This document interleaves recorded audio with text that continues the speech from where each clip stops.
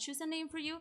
If you don't like it, you can change it later. It's like you are born being a donor, and if you don't want, you decide not to donate.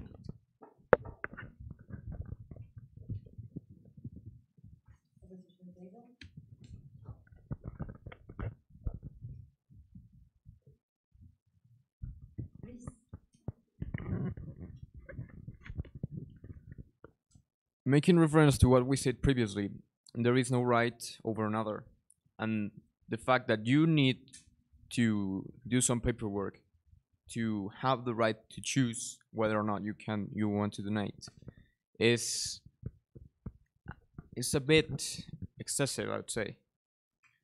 For example, an opt-out system does not work by itself.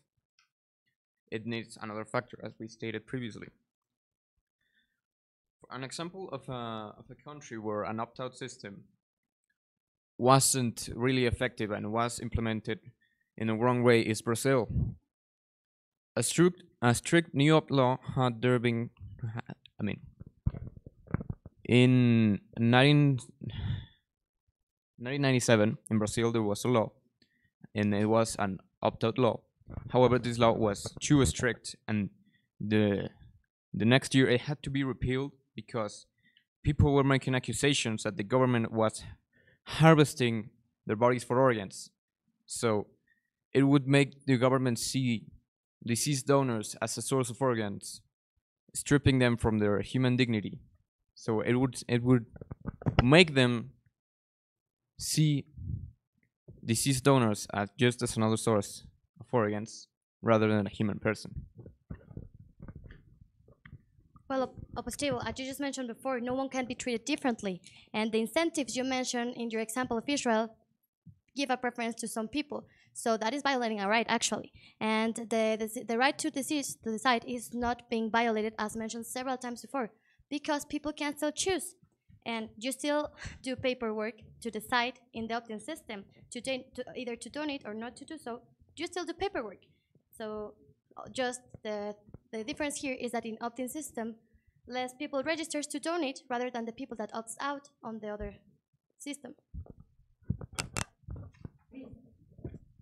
The problem remains. You don't need to do paperwork to be alive, but you need to do paperwork to decide if you don't want to donate your organs. Opposite table, you keep mentioning infrastructure and education. Okay, here are facts. Germany, with an opt-in system, just 50% of its population is a donor. However, in Austria, with the same amount of education, the same amount of infrastructure, 99% of their citizens are donors. Why? Because the opt-out system.